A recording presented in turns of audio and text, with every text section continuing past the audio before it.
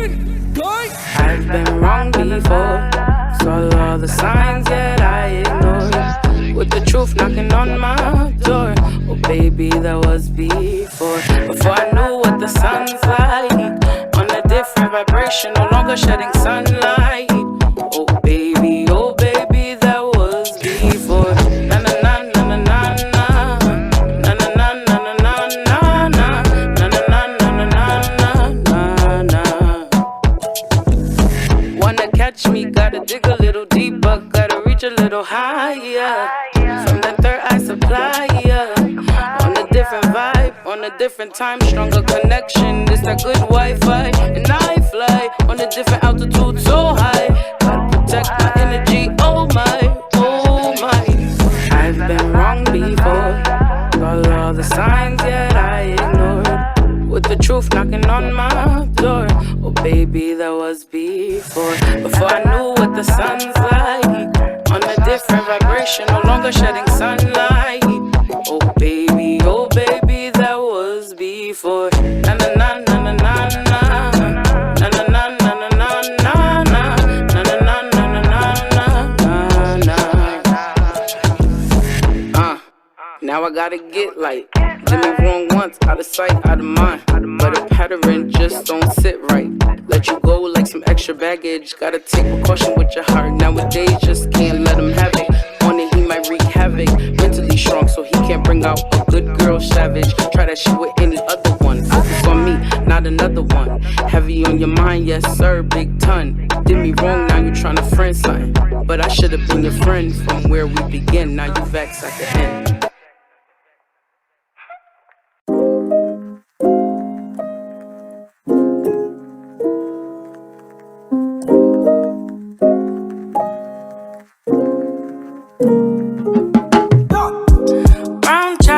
Don't you know you got a bigger heart? Even when the world's tearing you apart, they don't know you've been strong from the very start. The odds been against you, yet you prevail like it's an art. What's understood don't gotta be explained. In a class of your own, there's gold in your grains. Brown child, don't you know you got a bigger heart? Even when the world's tearing you apart, they don't know you've been strong from the very start. The odds been against you, yet you prevail like it's an art. Brown child, you're beautiful, don't let them tell you otherwise. You know that, they gon' try to tear you down. Just carry on with a smile, they can't control that. It's more to you that they don't understand.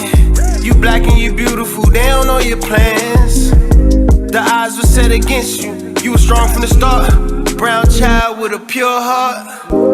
What's understood don't gotta be explained. In a class of your own, there's gold in your grains. Brown child, don't you know you got a bigger heart?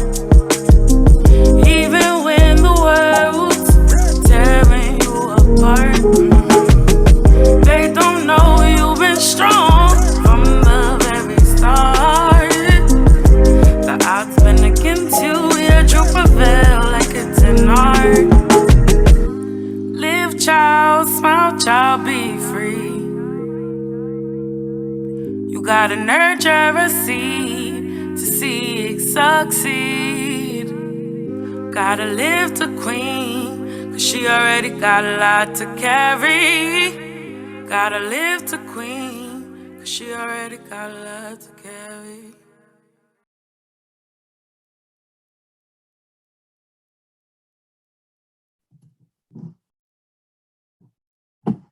Hi everyone, welcome. Can you all hear me? Give a shout. Awesome. It's good to see you all. I hope you enjoyed Teth's music and that slideshow. We're going to hear more from Teth Later in today's presentation, she is an awardee from last year and also happens to be an amazing singer, as you can tell. So again, we'll be sharing some more from her later, but I wanted to give Teth a shout out first because that was amazing music and a really nice video tribute, and so nice to see so many familiar faces here on the screen that were part of that slideshow and have been part of our work for so long. So welcome. If you're here for the 17th annual Reaching Home Awards celebration, and this is bittersweet. It's bittersweet for me, and I'm sure for many of you, for lots of different reasons. First of all, we're virtual again as we continue to work our way through this pandemic. And we've been now used to seeing one another on the screen for years. And again, a big thank you to all of you for continuing to engage in this work in our virtual format. And hoping to see many of you in person in the coming months as we move forward. But it's also bittersweet because, as many of you know, this is our last Reaching Home Awards ceremony, and we'll talk a little bit more about that in a moment. But again, thanks for coming, and we're glad you're here. We're here to honor some really amazing awardees this year, as well as celebrate the Reaching Home campaign. So today's event will do both of those things. So we're going to start out going through, after I give some remarks, we're going to start out with all our awardees, and then we'll be moving into talking a little bit about the campaign, hear from some folks in the past, share some more music and some pictures, and really celebrate the work that so many of you have been engaged in for nearly 2 decades now, and also celebrate the work and the direction that it's going to be going in the future. Some of our awardees today are newer to the Reaching Home space, and others have been a part of our work for many years. So again, we hope you enjoy seeing some familiar faces, receive some awards, and also maybe meet some new faces that are doing some great work in the space. So as most of you know, with the support of our board of directors and our funders and major partners, the partnership is concluding our formal work supporting Reaching Home this year. However, that doesn't mean that we're concluding our work ending homelessness, and more about that in a moment. But since 1998, the Partnership for Strong Communities has worked to ensure that everyone in Connecticut has a safe, stable, affordable home in an equitable community of their choice. And from our establishment, the partnership has focused on strategies to prevent and end homelessness, later expanding our work to address the full continuum of housing insecurity and the state's need for more affordable housing through the Home Connecticut campaign that was launched in 2006. But our work to solve homelessness is centered around the Reaching Home campaign, and that was launched by the partnership in 2004 with the goal of ending chronic homelessness in Connecticut. And in 2012, the partnership moved the Reaching Home campaign into a collective impact format, and many of you are familiar with our collective impact approach. And that allowed the partnership, along with all of you, to coordinate the efforts of more than 200 partners and civil will to address the complex social problem of homelessness in Connecticut. So over the past 18 years, all of you, along with the partnership, have increased collaboration among stakeholders. We've developed focused and broadly supported policy agendas. We've leveraged a record of success to drive increases in public and private funding. And most importantly, we've helped to drastically reduce the number of people experiencing homelessness in our state.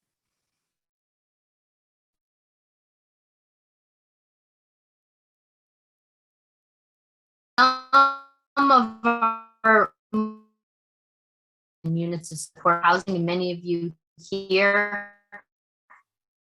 on the screen were part of that effort. Implementation of Opening Doors framework for preventing and ending homelessness, and the Zero 2016 initiative to end veteran and chronic homelessness. And I know that I'm freezing up a little bit, so I'm trying to pause when I see that moment, and if we have to jump in with someone else, we will. Some of Reaching Home's most notable achievements include, I'm sorry, I just started there. In 2016, Connecticut became the second state, as many of you know, federally certified as having ended veteran homelessness. And in 2017, Reaching Home supported the creation and launch of Connecticut's CAN system, streamlining both the entry and exit to the homeless crisis response system. Since the inception of Reaching Home in 2004, there's been a 51% decrease in the annual point in time count. And since 2012, the number of people accessing homeless crisis services has decreased by more than 60%. And from the beginning, we've all known, all of you and the partnership, that the primary solution to homelessness is housing, specifically deeply affordable and accessible housing, coupled with the supportive services we all know are necessary to ensure that folks stay and families stay stably housed. But housing stock make it extremely difficult. As all of you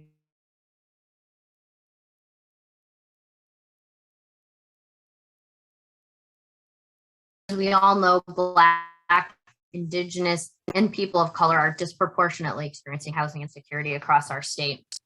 Housing insecurity takes many forms: paying too much for one's income for housing, living with family or friends to share costs, living in overcrowded and substandard housing, living in disinvested neighborhoods, experiencing eviction or a forced move, and in its worst, literal homelessness, which we have all been focused on.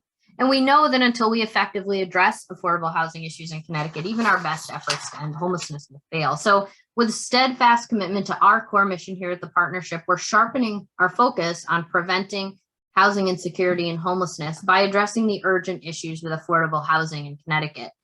So as an organization that drives effective advocacy, advances original research, and brings together coalitions to compel political and social change, partnership in the months and years ahead is going to be doubling down on policy analysis and coordinated advocacy to increase affordable housing. We're also going to be focused on supporting equitable affordable housing policy and advancing housing justice. We're going to be increasing our capacity for research and education, especially at the municipal level, and strengthening our statewide convening around affordable housing through Home Connecticut, using the collective impact tools and skills that you all have helped develop over the past years through Reaching Home and employing those in the affordable housing space. So as you all know, there's still a lot more work to do to end homelessness in Connecticut. As we sit here today, there are approximately 2,500 individuals on our by name list. And as you know, many more who are uncounted on that list who need assistance. And so our partners at the Connecticut Coalition on Homelessness will be assuming the leadership of this work in this next phase. However, the partnership will still be continuing to partner alongside them in that effort, as I hope many of you will too. And each of our organizations brings specific skills and capacities to housing and homelessness work. The partnership and CCH will continue to align our efforts to ensure that every Connecticut resident has a safe, stable place to call home. So we'll be spending some time later during this event talking about the Reaching Home campaign and celebrating our successes. And I want to really take a moment to offer all of you a personal thank you for investing your time and capacity and that of your staff and other individuals you work with in this collective impact effort over the last 18 years. The success of this effort is really yours. It's not the partnership's success or CCH's success or any one individual's success. The whole point of collective impact is that there's accountability between partners, but there's also achievement and recognition of that success among one another. And that success really belongs to all of you. Likewise, the work that lies ahead also belongs to all of you. So, well, hasn't gone unnoticed.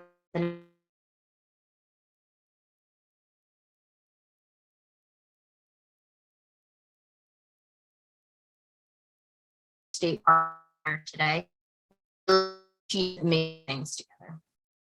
So,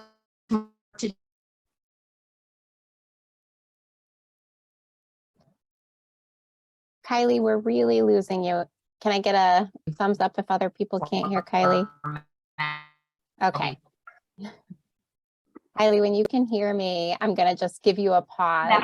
And I think we're going to transition to Carlene. I'll give Carlene a second to come up and make some comments. And then maybe when you're reconnected, Kylie, we can transition back to you. Can you hear me? Okay. No.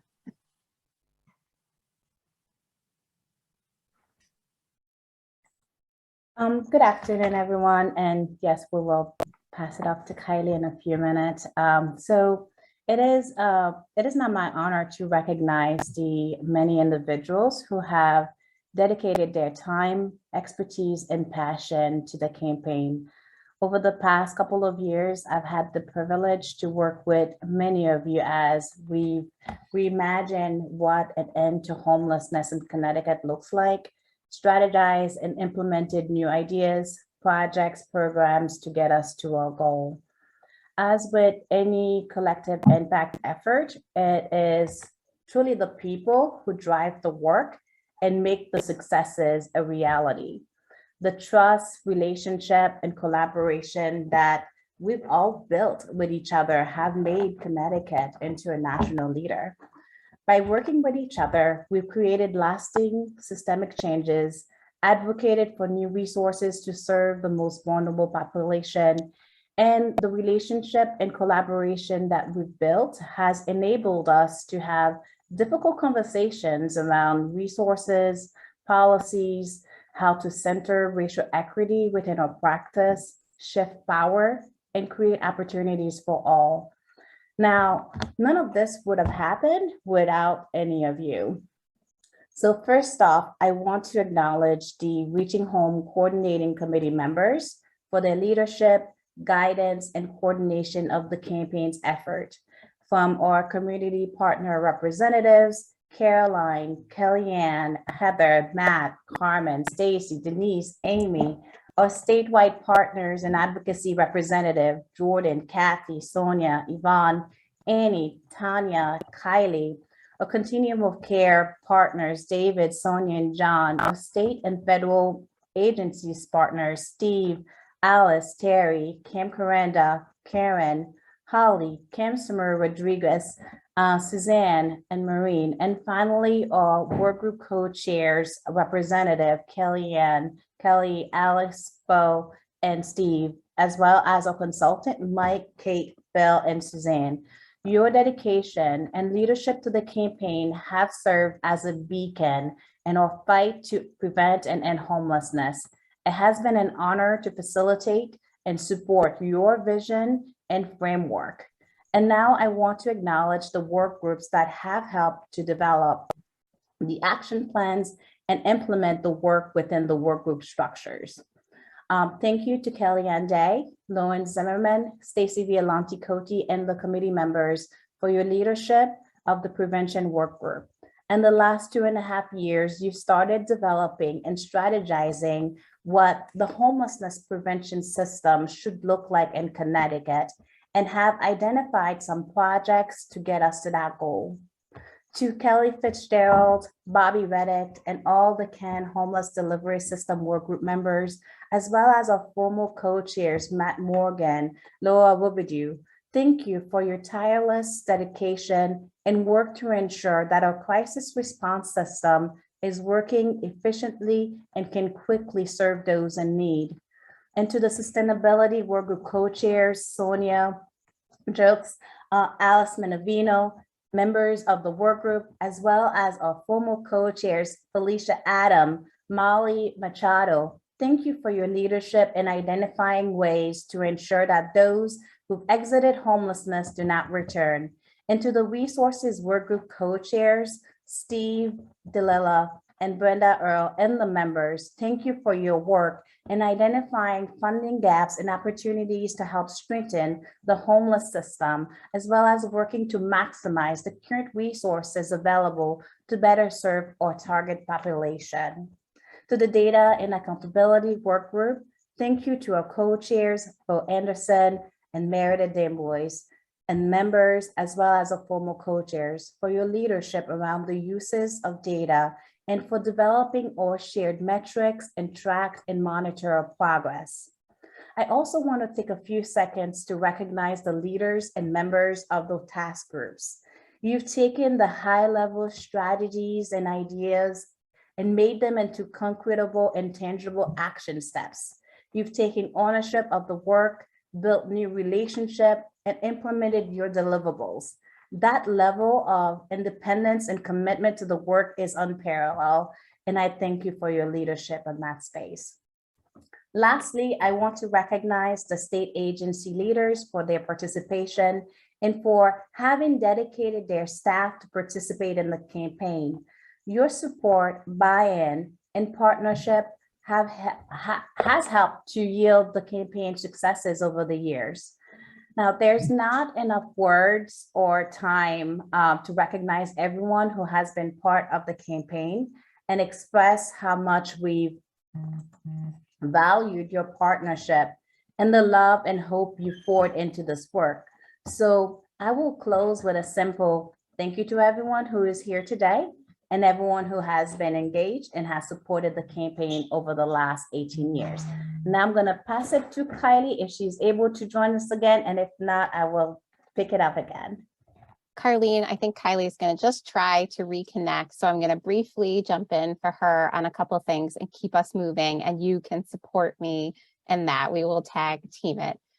So I think most of us lost Kylie around some discussion of our transition, partnerships transition. And I think her point was that there's more work to do, right? And that we're confident that the partnership, along with all of you and our partners at CCH, will continue those successes in a new format. And we really encourage you all to build upon the collaboration you've worked so hard to establish over these many years. And we'll still be right there alongside you. We also wanted to make sure before we get to our amazing awardees to thank this year's event sponsors, Department of Housing, Connecticut Housing Finance Authority, and the Melville Charitable Trust. Not only have these sponsors committed to supporting all of us with their dollars, as you know, they're major collaborators in our work and our successes, sitting at our tables month after month for the past 18 years. And without them, our mutual successes would not be possible.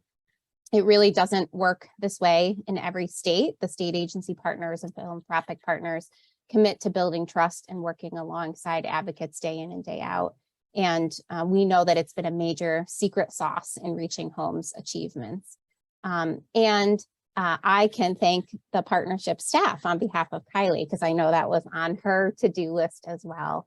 Danielle and Carleen made the Reaching Home campaign run smoothly over all of these years. And along with Alicia Woodsby and lots of other folks who've joined here today, have provided the steady backbone support without which the campaign just wouldn't have been possible. And Carleen thanked all of the work group members and co-chairs for all of their work. So let me see if in that time, Kylie has rejoined us. I'm not seeing her in the list here. All right, you're here? Yeah. All right, I didn't see you on the list. All right, let's see how your connection is. And if not, we'll just jump back in. I'm sorry, everyone. And as you know, I was sharing some information about the transition from that the partnership is engaging in. And that messaging is also available on our website, and many of you are familiar with it. And I want to keep the event moving. So I'm going to go ahead and do that. And I've been able to hear everything that's going on. So actually, Carleen did a great job of doing some of what I really wanted to do, which is, again, thank all of you for your time and investment, and really encourage you to remain committed to this work alongside us and CCH as we move forward. So I'm going to go ahead and start our first award.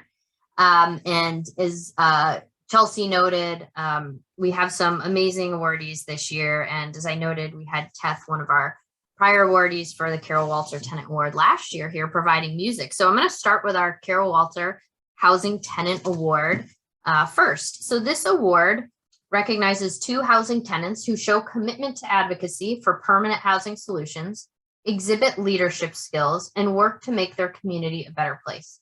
The award is named in honor of Carroll Walter, who many of you knew, a much-loved executive director of the Connecticut Coalition to End Homelessness. A respected advocate in the area of housing and homelessness, Carroll was passionate and tireless in her work to end homelessness. So with that, I'll announce our 2020 tenant awardees, Rosemary, Rainey, and James Powers, and they'll be introduced by our Hands-On Hartford team, Devon Coleman, my friend Jeff Luxembourg. So with that, why don't we hear some remarks from Hands-On Hartford? My name is Devon Coleman. I'm a housing case manager at Hands-On Hartford. And I'm Jeff Luxembourg, Community Engagement Manager at Hands-On Hartford. Many years ago, Carroll Walter consulted with us at Hands-On Hartford. She helped us embrace the Housing First model. She worked with a group of tenants to get them more involved in guiding services. Her impact is part of our DNA, so we are especially glad to be able to present this award. Rosemary Rainey has been a tenant with Hands-On Hartford housing program for many years, and she really deserves this award. She's an active member of our Faces of Homelessness Speakers Bureau. The purpose of the Speakers Bureau is to share experiences of homelessness, dispel myths, educate audiences on the causes of homelessness, and encourage others to get involved and advocate for change. Rosemary loves to educate and inspire her audiences with her personal story, and she does an amazing job with it. In the words of one student from one of her recent audiences, "The story Rosemary shared was very real and provided me with a different outlook. Her speech really made me realize how fortunate I am." Rosemary is also consistently helping her neighbors and other tenants in her housing program, helping them clean their apartments, helping them create grocery lists, and shopping and preparing meals with them. Encouraging self-care, she serves as a mentor to those who are struggling with recovery, leading by example and being a reliable source of support. She also regularly prepares home-cooked meals to share with folks in need, connecting with them at the same time to share her personal message of hope and recovery. Her contagious smile and positive attitude are an inspiration to all of us. We are honored to present the Carroll Walter Housing Tenant Award to Rosemary Rainey.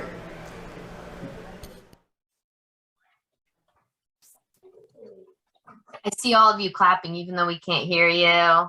Wow. Thanks to our team at Hands on Hartford. Now we'll hear from the award recipient herself, Rosemary. Feel free to All. Good afternoon, everyone, and thank you all for this beautiful award.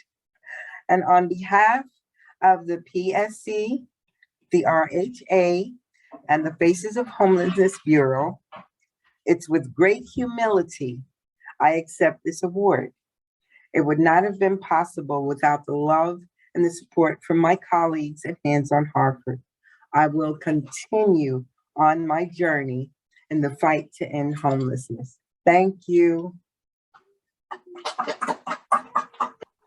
Thank you so much, Rosemary. And you certainly made Jane's heart happy by describing the award as beautiful. And we're so happy that you have it. I hope you put it in a prominent place and remember how grateful we are all for your work. Thank you. Thank you. Thank you, James. And so now for our next awardee, we're going to hear in a video message from Harrison.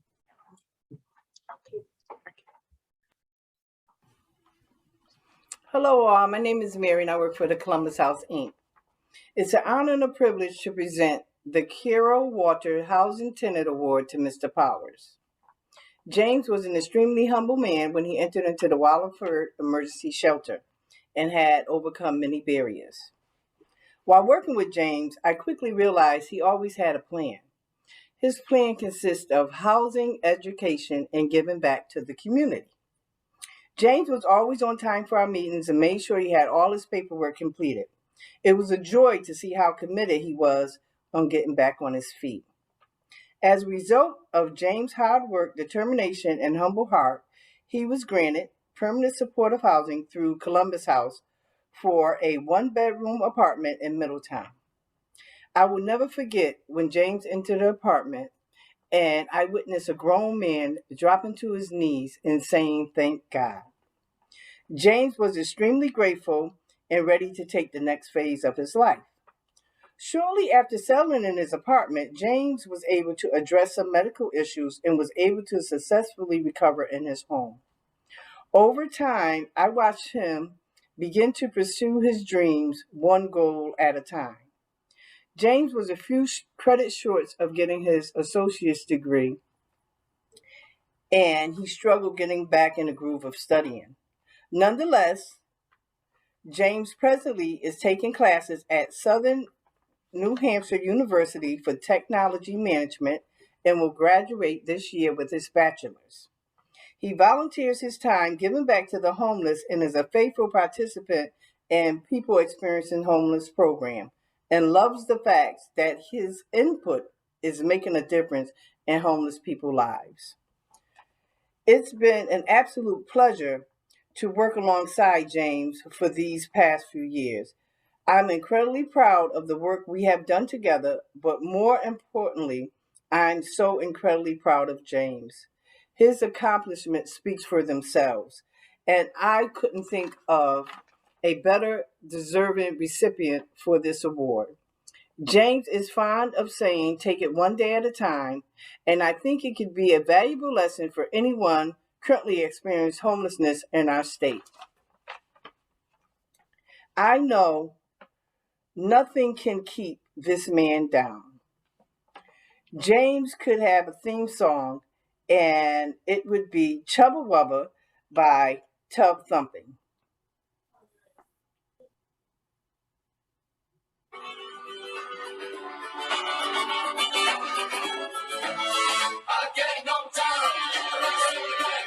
Thank you all, and congratulations, James. Keep doing what you're doing one day at a time.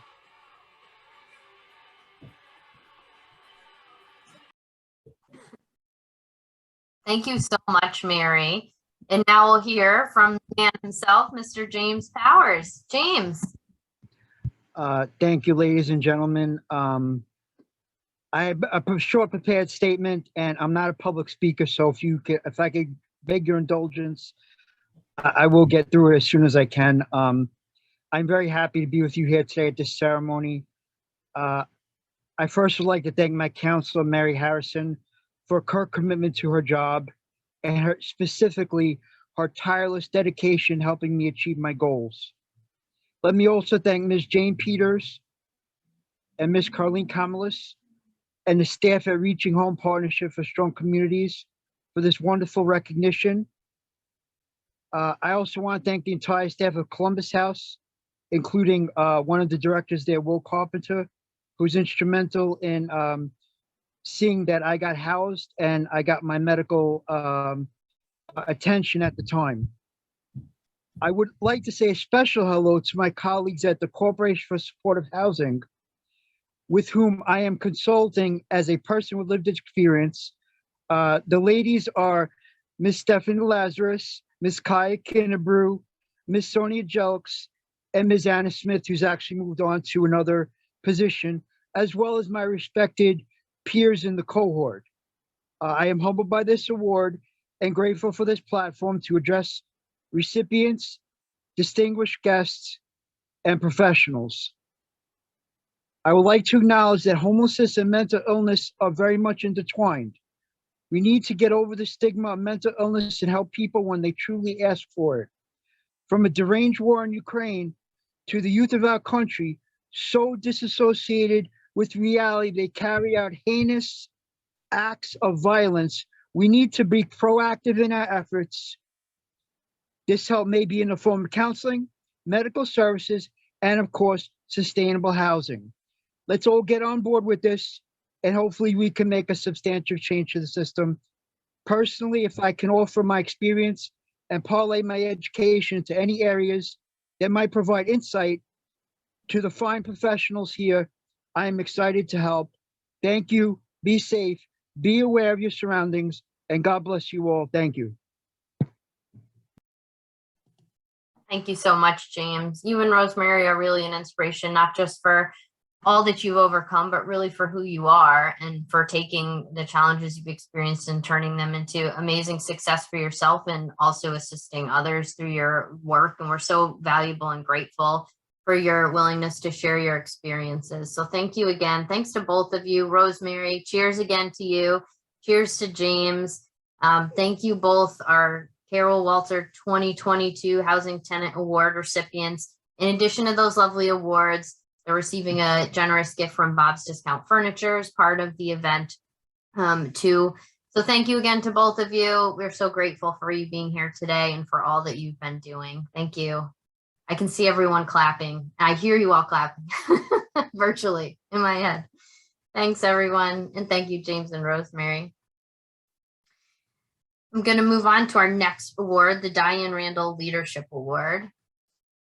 The Diane Randall Leadership Award recognizes an individual or group who demonstrates exemplary leadership in the public or private sector by promoting systems change, policies, and funding that create solutions to prevent and end homelessness. The award recognizes Diane Randall, the first executive director of the Partnership for Strong Communities. Under Diane's leadership, the partnership advocated for more than $400 million of funding from the Connecticut legislature for supportive and affordable housing, launched the Reaching Home campaign, and served as a leading voice for housing opportunity, homelessness elimination, and the creation of vibrant communities. And this award recipient group has a special place in my heart, as I had the opportunity to work on this project, but so did our former executive director, Alicia Woodsby, who will be presenting the award. And before I mention the award recipient, I just want to note that going back to both what Carleen was saying and what Chelsea was saying about the importance of state advocacy state partners working alongside the advocacy community and collective impact, this project and this group of recipients is a great example of what can happen when advocates and practitioners work alongside state partners in a really concerted way to not only solve a problem, but create a solution that will have lasting impacts, not just for that particular group, but for other agencies and other groups beyond their work. So this year's award goes to the State of Connecticut Judicial Branch Court Supportive Services Division. And I'm going to name 4 individuals who are here today to join us to receive that award. Gary Roberts, their Executive Director. Mike Aiello, the Program Manager in Residential Placement Services. Tasha Hunt, Deputy Director of Juvenile Probation. And Sharon Green, Juvenile Matters Supervisor. And a very special guest is here today to present this award, Miss Alicia Woodsby. Hey everyone, it's Alicia Woodsby from the Technical Assistance Collaborative, or TAC, formerly the Executive Director of the Partnership for Strong Communities. It's really an honor and a privilege to be able to present the Diane Randall Leadership Award to the Court Support Services Division Team, or CSSD, for their leadership, partnership, and collaboration to prevent and end homelessness in Connecticut. Thinking back to my earliest meetings with Gary Roberts, the Executive Director of the Court Support Services Division Team, and his team, it was clear to me from the very beginning that Gary really understood the impact that housing instability and homelessness were having on individuals and families that were coming into contact with the criminal justice system and being served by his system. We spoke of a shared vision where we were capturing serious housing instability and homelessness early on and using that information to improve coordination and outcomes at both the individual and the systems levels. Reaching Home had originally planned to develop a screening process across multiple agencies, but for a variety of reasons that became much more complicated and delayed than we had originally anticipated. CSSD still chose to make that a priority and to move ahead to test the approach and provide, really an example for other agencies or a roadmap for other agencies to follow. Michael Aiello said to me, and Michael played a lead role in implementation of this project. He said to me early on, this doesn't need to be perfect. It just needs to happen. We need to start somewhere. And that's what we did. And while there were several points along the way where Michael, Gary, and others, encountered other priorities, encountered obstacles, could have easily chosen to let it go. They didn't do that. They saw it through, and now we have a system that is capturing this data, the housing status of individuals entering the adult probation, juvenile detention system at entry and at exit, and actually utilizing that data on a regular basis, as I understand it, to understand what is happening at both an aggregate level and hopefully utilizing that information in the near future at an individual level. They engaged in integrating that survey or screening tool into their statewide database system, training staff on how to utilize it, improving coordination with the homeless system to really instill necessary action steps to take when you do discover a serious housing instability or homelessness. And as I understand it, actually providing funding for housing interventions for people who are involved in their system who are exiting to homelessness. Similarly, when the Reaching Home campaign pulled together a working group to develop a statewide action plan for system-involved youth experiencing homelessness or minor homelessness, CSSD could not have been more responsive.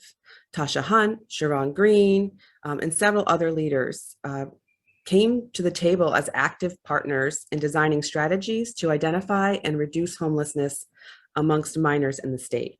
They worked to design and implement a minor version of the CSSD survey tool we just spoke about, as well as an approach for identifying and case conferencing for minors. That they really agreed to sign on to a national TA project to pilot that approach to minor homelessness in Stanford. It was a multi-system case conferencing effort that really was developed, as I understand it, into the first minor community care team model. This mattered so much because there really was no coordinated approach or system for addressing minor homelessness in the state, and state leadership was strongly needed. The results of these efforts are amazing. Thousands of people have been screened for homelessness. Data is captured regularly and assessed for systems and programmatic improvements and insights, and will continue to evolve, as I said, into individual level strategies. I think another critical aspect of CSSD's leadership is that other agencies can really see that this is doable and what the benefits are. Other states are even looking at this work and adopting several aspects of the work in their own systems. But most importantly, I think CSSD wanted to be part of the solution and chose to make change. And that's something we don't see every day in this work. In a world where it's very easy to say no, and so many do, they said yes and couldn't be more deserving of this leadership award today. So I want to thank Gary, Michael, Tasha, Sharon, Tom Canny, all the other members of their team that actively engaged in cross-systems work and collaboration to make improvements and to be part of the solution to ending homelessness in Connecticut. Thank you all. Thanks so much to Alicia for those remarks. And thank you again to the amazing CSSD team. I think Alicia did a really fabulous job of capturing what that project entailed and the amazing work over years that this team has been engaged in. And as she noted, it's always easy to say no to these projects or to say, you know, it doesn't exactly fall in our wheelhouse and we've got a million other priorities. And CSSD really stepped up to the plate to move this work forward and to create a solution impact. So with that, I'm going to turn it over to Tasha Hunt to accept the award on behalf of the group. Thank you. Thank you so much, Alicia. It's great seeing you. Good afternoon. My name is Tasha Hunt. I'm the Deputy Director of Juvenile Probation Services at the Judicial Branch Court Support Services Division. I'm joined here today, as you heard, by my Executive Director, Gary Roberge, Program Manager, Michael Aiello, and Juvenile Probation Regional Manager, Sharon Green. On behalf of the Judicial Branch Court Support Services Division, thank you for this prestigious recognition. What an honor it is to be the recipient of the Diane Randall Leadership Award, a woman who served as a leading voice for housing opportunity, homelessness, and vibrant communities. We are fortunate to have a seat at so many different tables, including the Reaching Home campaign, its various work groups, the Connecticut Housing Finance Authority, as well as various others. And so because of these partnerships, we were able to implement, as you heard, the housing survey, which allows us to identify and plan for the housing needs of justice-involved adults and youth, ultimately to prevent recidivism and ensure that those who come into contact with the justice system exit to safe, stable, and secure housing. Additionally, our participation in the Collaboration for Change work in Stanford has allowed us to address the needs of minors experiencing housing instability, which has led to a coordinated response system that provides low barrier, individualized, and quick access, which is the key, quick access to housing assistance and services needed for minors.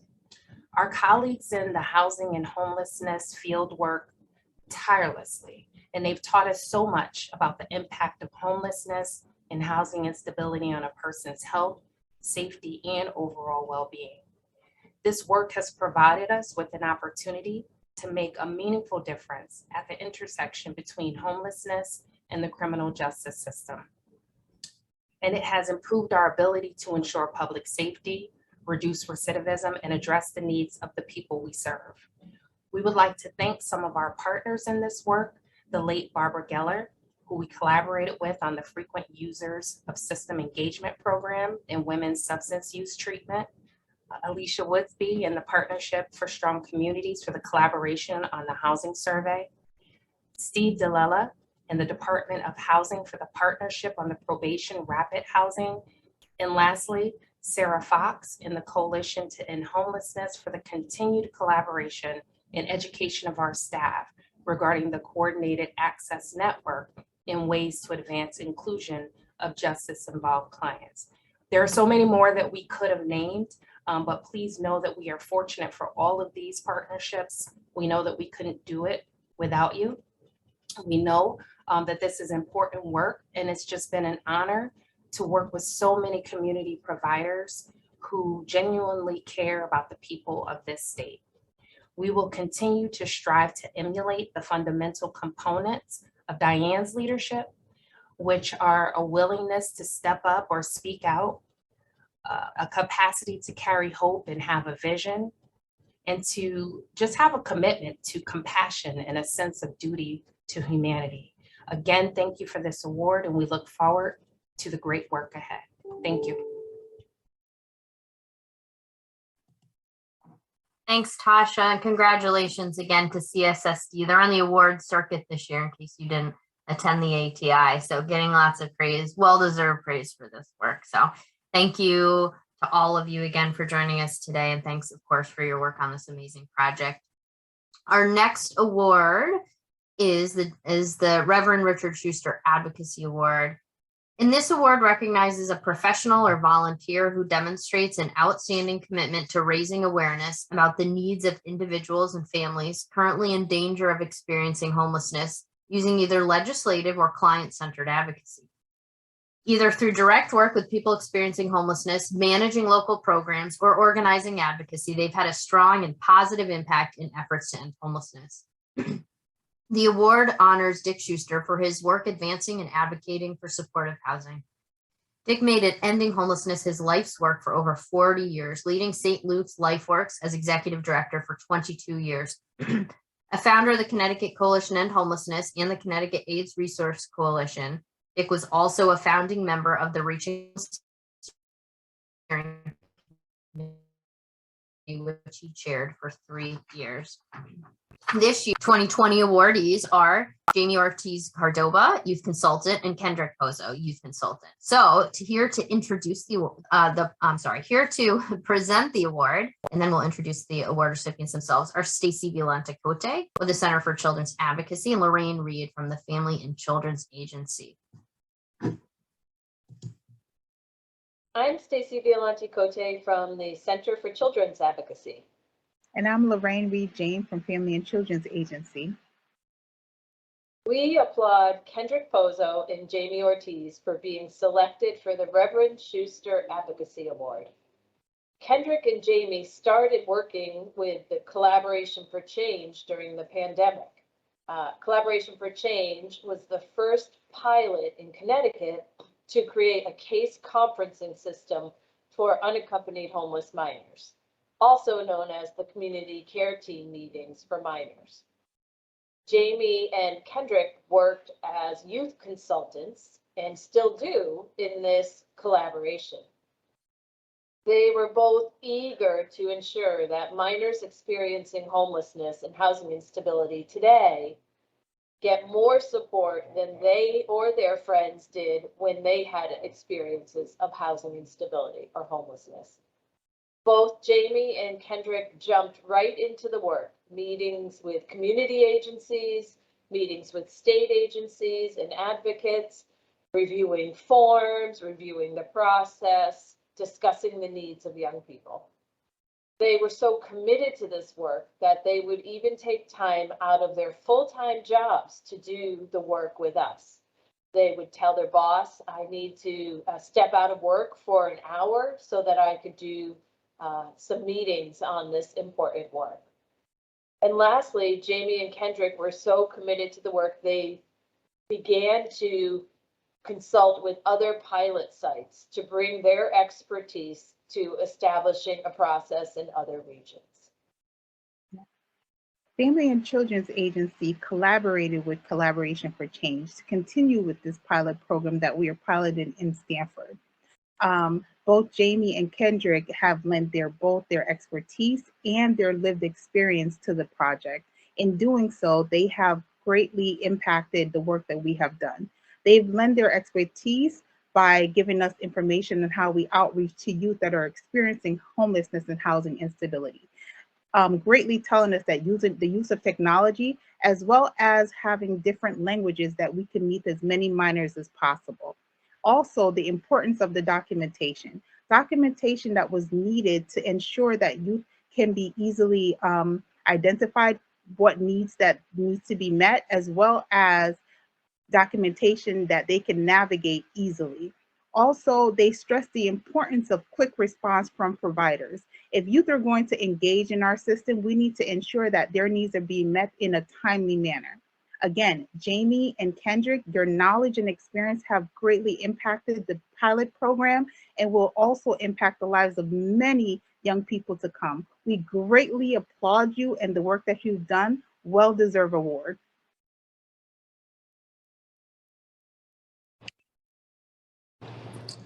Thank you so much to Stacy and Lorraine. I'm going to hop in here quickly for Kylie as we're dealing with internet issues.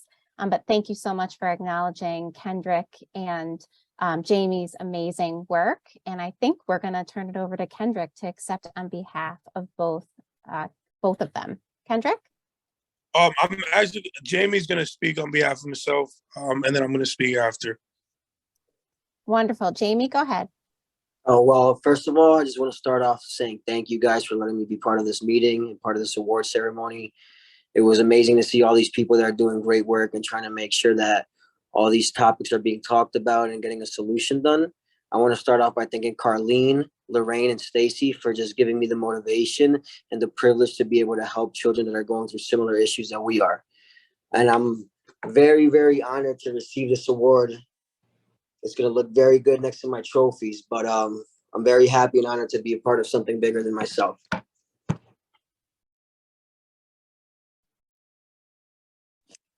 And I'm Kendrick Pozo. I'm also a youth consultant on behalf of the Collaboration for Change. I'm greatly grateful for this award. I honestly, this award means so much to me. I feel as if I won a Grammy or an Oscar right now. You guys have no idea. I also want to thank Stacy, Lorraine, Lindsay, everyone that was a part of this and that even let me and Jamie speak and let us get our inputs in to actually put what we were saying to show us that they were paying attention or that it meant something and it wasn't just kind of we were just speaking to just speak. And I'm so grateful for this because coming from where all the obstacles me and Jamie have overcome, we've both faced housing instability on two different spectrums. And to overcome all of that and win this award that we would have never thought of in the longest time is amazing. And it's an amazing feeling. So thank you. Thank you to everyone that's here. Thank you, Kendrick. Thank you, Jamie. You're both so inspirational. I hope you're seeing some people clap and do clap emoticons and check out the chat because I can see people just sending you lots of love. I love that it's like better than a Grammy. And Jamie, it's going to be with all your trophies. So maybe you can snap a picture of it in its rightful home. But thank you so much for your amazing work and congratulations to both of you. I next have the honor of introducing our final award during the awards portion of our event, the Barbara Geller Lifetime Achievement Award. This award recognizes an individual who's worked tirelessly throughout their lifetime or career to help people experiencing homelessness to find housing and support, reconnect with family and friends, and reach their full potential. This award goes to a person who stands above the crowd over decades of truly extraordinary work toward ending and preventing homelessness in Connecticut. The Barbara Geller Career Achievement Award was first given in 2015 to Barbara to honor her for her longstanding commitment, passion, and accomplishments in providing supportive housing for those experiencing chronic homelessness. Recipients of the award embody the spirit that made Barbara an unforgettable friend and colleague. Her leadership, guidance, and inspiration all failingly delivered with grace, good humor, and respect for everyone. Awardee names are added to the commemorative plaque housed at the Geller Commons in Hamden, an affordable and supportive housing development named in Barbara's honor. And I have the joy of announcing the 2022 Barbara Geller Lifetime Achievement Awardee, Reverend Bonita Grubbs, who's Executive Director of the Christian Community Action. We're going to hear from our award presenter, Alison Cunningham. Hello. I was delighted when Chelsea reached out to me to ask me to introduce Bonita Grubbs in this auspicious occasion of the Reaching Home campaign celebration. Bonita needs no introduction to most of you. You know her. She's been around for, my Lord, as long as I have been. She's earned this Lifetime Achievement Award because she has given her life to the eradication of homelessness. And she has done that at CCA, Christian Community Action, by creating shelter, food pantry, housing, employment services, rich advocacy work, including the very people that she's advocating for. But she's done so much more than that. Beyond CCA, beyond her work in New Haven, she's been involved in all manner of work that screams for justice for people who are marginalized, homeless, living in dire poverty. She's a warrior. She's a saint. She does this work that's so deeply embedded in her own deep religious convictions, her own deep faith in a God who demands justice of us, who demands mercy, and who asks us to walk that path, which she has so nobly done. People have nominated you, Bonita, citing you as our moral compass, which I remember so well from all those dreaded CAN meetings, those lovely CAN meetings. And even before the CAN, all those COC meetings, whatever meeting it was in, you always reminded us of that call to do this work because of the moral nature of it.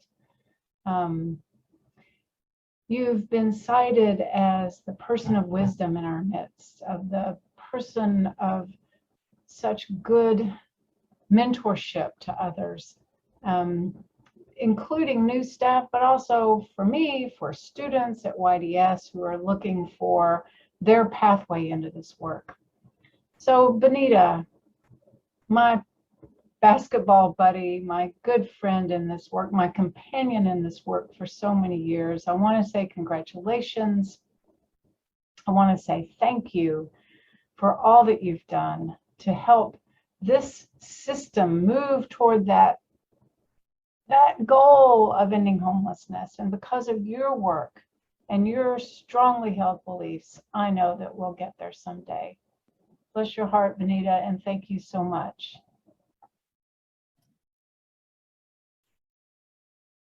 Thank you, Alison. If you're like me, that makes you miss seeing Alison a lot. Now to hear a few words from the person of wisdom in our midst, our awardee, Reverend Bonita Grubbs. So it was indeed a surprise to see Alison's face, because of course we work so closely together. It calls me to think there might be yet an opportunity for me to have a conversation with her on the side. Because all of the things that she said were, well, what she said, and it's hard to hear. But this award is special and personal to me because I didn't just know Barbara Geller from afar. At some point in my time at CCA, I worked closely with her and when she was the project director of the New Haven Fighting Back. Along with my co-chair, Dr. Charles Reardon, our task was to develop and implement a strategy for substance abuse prevention and treatment in the New Haven community. Its focus was on both neighborhood strategies and reducing drug and alcohol use. In every meeting, every conversation, and every action, Barbara was an advocate and a force for good. Fearless and focused, optimistic and outgoing, and sometimes opinionated and outrageous. She was resourceful and receptive, creative and compassionate, energetic and enthusiastic. You didn't get by Barbara without knowing that she had those kinds of qualities. Maybe she didn't show them when she was asleep, but when she was awake, she was wide awake. Although our paths did not cross as frequently after she left Fighting Back to become a part of the state of Connecticut's service system, and specifically as the director of statewide services within the Connecticut Department of Mental Health and Addiction. Before coming to CCA, I was a member of the Department of Mental Health, so addiction services were added after I left. And I'm sure she continued to be a force there. I know that because she received the Eastern Regional Supportive Housing Champion Award in 2014 in recognition of her tremendous contributions to supportive housing in the state of Connecticut, her tireless dedication to people with behavioral health disorders in need of supportive housing, and her innovation as a public servant. She was a force for change, trying to do all that she could to make a lasting change and a lasting difference in the lives of people who were homeless and in need.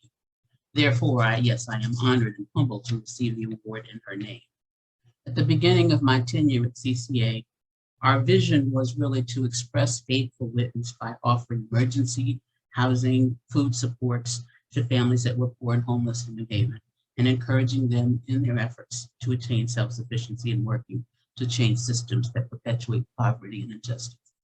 During the period of time that I've been at CCA, we've shortened that mission to offer help, housing, and hope to people who are poor in New Haven. It's just that simple. And how do we take that approach forward? Well, it's through a variety of ways. And I don't ever think that I do the work alone. There are individuals whose faces I see among the CCA staff who do this work in partnership with me, who do this work on behalf of people, who do this work in their own compassionate, and I'll say challenging way, because sometimes the folks we serve challenge us. So we have to meet those challenges in the ways in which we do, while at the same time respecting them as people who are made in the image of God. Our work is process-oriented, but it's also outcome-focused, beginning with, yes, direct services on the emergency side, food, clothing, well, not so much clothing, but energy assistance and motel assistance. That's been a fun experience this year and last year of really trying to provide housing for families who didn't have the opportunity to be in an apartment of their own. There's supportive services that we started offering a couple of years ago, because our next venture really is around what we want to do to help families so that they don't remain in a place of homelessness. So we started about 4 or 5 years ago, something that's called the Arise Center, which is accessing resources for independence, skill building, and employment. The central letter in that word is I. And we hope that they are in the middle of their own change and desires to make change, but they're in pursuit of that financial and personal independence. We also have, some of you may know, a grassroots focus through Mothers and Others for Justice, because while we speak from a policy standpoint, it's imperative that people who have had experiences and have found their voice to be able to use that voice in the authentic ways that they can. I can't speak about homelessness. I've never been in that position, but there are individuals who have had that opportunity, and they are powerful witnesses in that regard. We also finally have the reopening of a new program that we're calling New Hope. It's higher opportunities, higher opportunities. I always get this wrong, and I made it up. Higher opportunities, purpose, and expectations. Housing program. It's a collaboration with with the Housing Authority. We want to be able to do that, to provide those opportunities for individuals, but we also want to have the outcome of offering hope, to let them know that they can hope for a better day and a better future. More news ahead about that in the days ahead. Overall, our objectives and focus are, as I've mentioned, to promote independence for heads of household. Our efforts are in keeping with the reason that Barbara received the Supportive Housing Champion Award. She demonstrated daily that a strong belief that all individuals have the right to decent, safe, and affordable housing with services they need to maintain their independence in the hands of dedicated and passionate public servants can be. I am just following Barbara's lead and the lead of so many others who have made a policy and personal difference in the lives of people and individuals who are homeless, who are hungry, and who are harried. We all can do so. And all of you who are on this call have done so and continue to do so, and to use the gifts and talents that you have to be able to make that difference, to make those kinds of improvements, to help people know that they matter, and that they are really of quality and of purpose, and they can have a better future. It is honorable work that each one of us does. I know I feel that way. And so my last word is about Barbara being a force, yes. But I would invite all of us to think about the force that we can be in the future. Thank you. Thank you so much, Reverend Grubbs. You truly are a force for change, and it's really easy to see how you embody Barbara every day and have throughout your career. And thank you for motivating each of us to try to embody that moving forward. Congratulations to all of this year's awardees and to all of those who were nominated. Each of you is an inspiration and show us how your work and our collective work changes lives. So thank you so much. I would like to introduce someone to provide some additional recognition. We've gotten through our formal awards portion of our event, but I'd like to introduce Steve Delela to provide some remarks and some special recognition to some folks. Steve? Great. Thank you, Chelsea. I'm happy to be here today. And I'm also happy here to present some special recognition to the Coordinated Access Networks. We all know our CANs. They've been instrumental in reducing the number of homeless households since they were created in 2015. They really redefined the way that Connecticut worked to resolve homelessness. It put the pressure on resolving homelessness on the communities and providers, and not those individuals and families experiencing homelessness. As a result of their work, Connecticut saw a drastic decrease in the number of homelessness after the CANs were formed. But really the true value of the CANs and their coordination became clear during the COVID pandemic. The CANs stepped up immediately to ensure the health and safety of the homeless, to prevent outbreaks of COVID among the homeless population. The CANs were able to deconcentrate shelters and implement a wide variety of housing programs, ranging from homeless outreach to homeless prevention to rapid rehousing.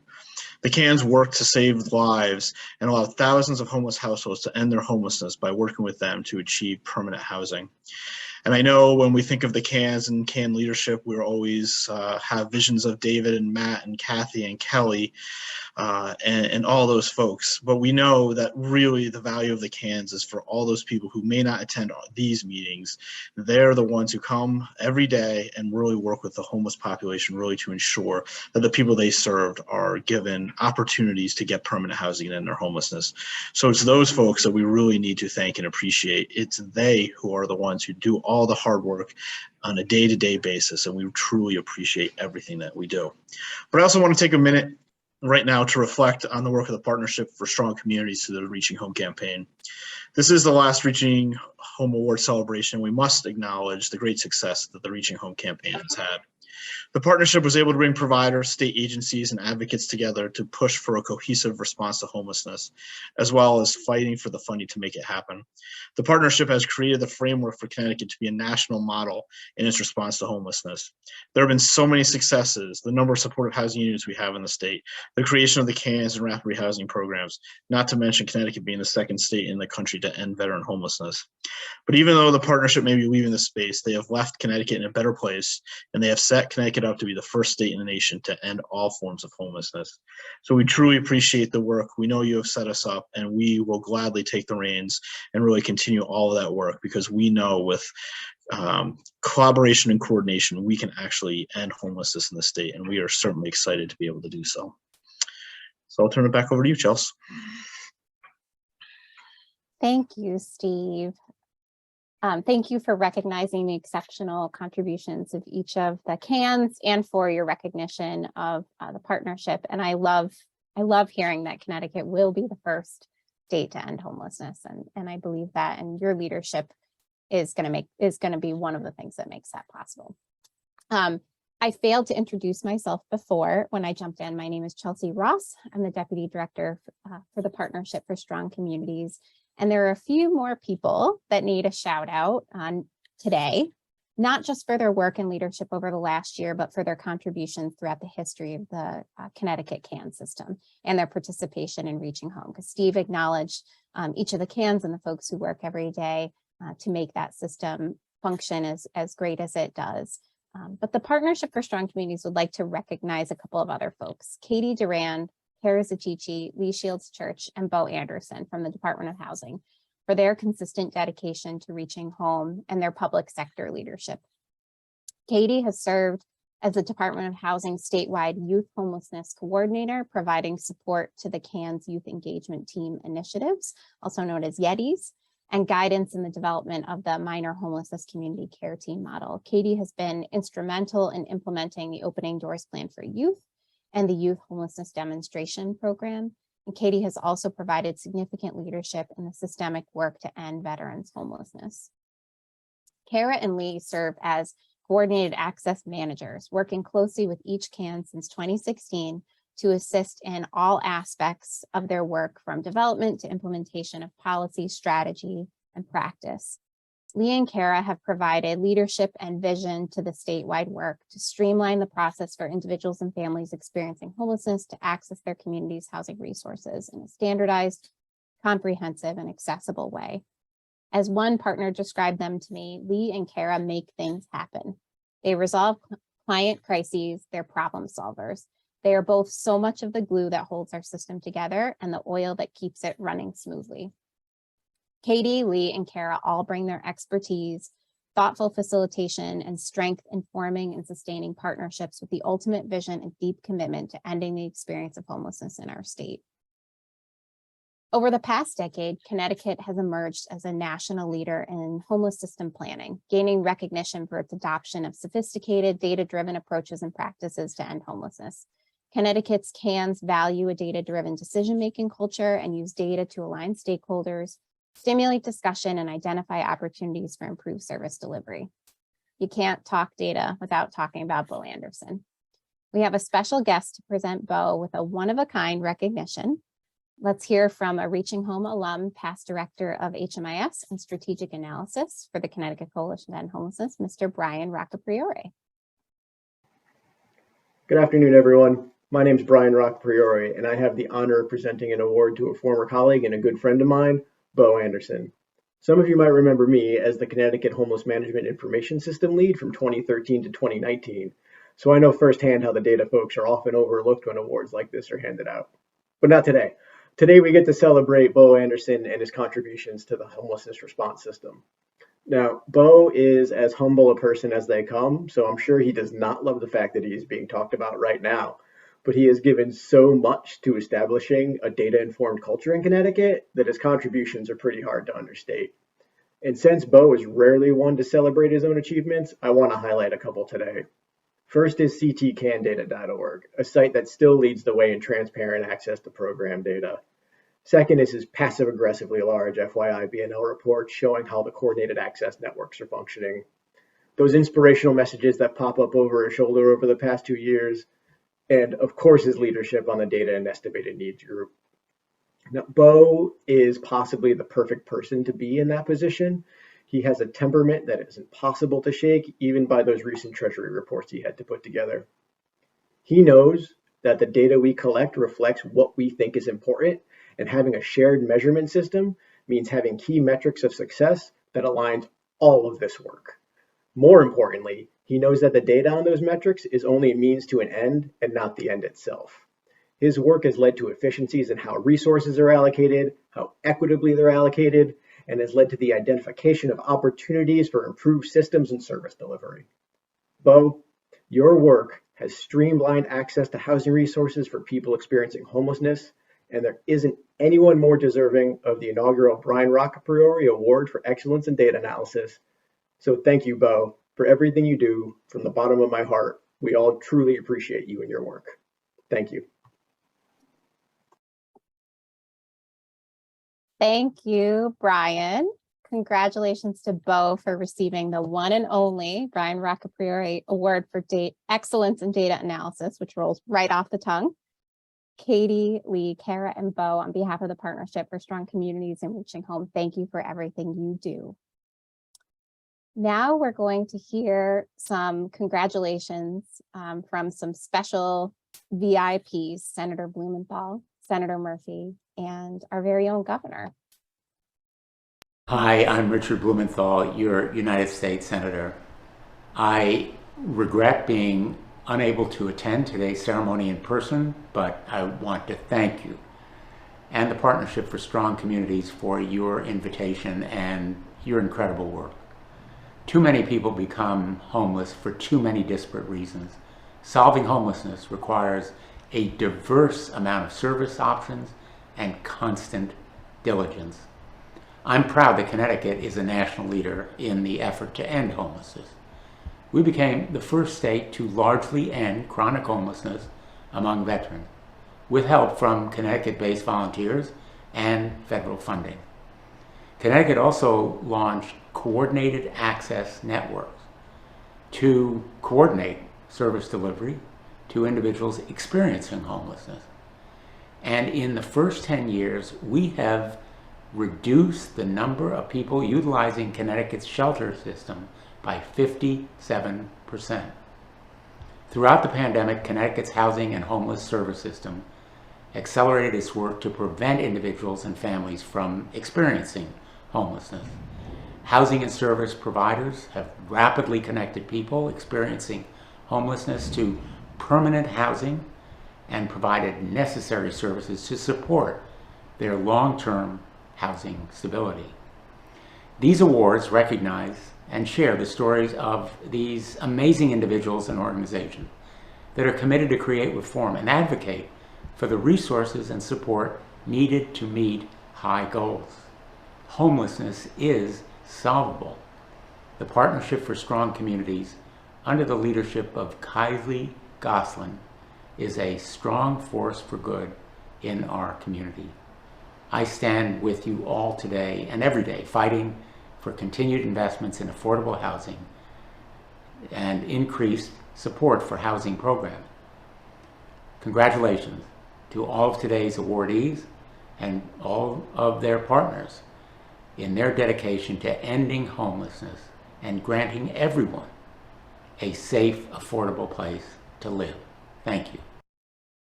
Hey, it's Chris Murphy. Hello to all my friends at the Partnership for Strong Communities. Congratulations on another Reaching Home conference. Man, the work you do, it's so important. Obviously, we've been integrated in the work that you do in the advocacy that I help lead here in Washington for a long time. But we have the data to show how impactful your work has been. Over the last 10 years, you've really made great strides in reducing our shelter population in Connecticut. And so I'm deeply, deeply grateful to you for all the work that you've done. Here's to the Partnership for Strong Communities and everything you've been doing to end homelessness and make sure more of our citizens have a roof over their head. Thank you for what you're doing, and thank you to the award winners. I just got to tell you, over the last 3 years, We've made real progress. Thanks to you, we have a long way to go. 15,000 families are getting rental assistance under Unite CT. Sayla, thank you for your efforts there at Department of Housing. Another 15,000 units have been built of affordable housing or in the process of being built, making it easier for you to get a roof over your head. And by the way, a home is a lot more than a roof over your head. It's a foundation and stability and peace and safety necessary for a good life and a strong family. Thank you for what each and every one of you are doing.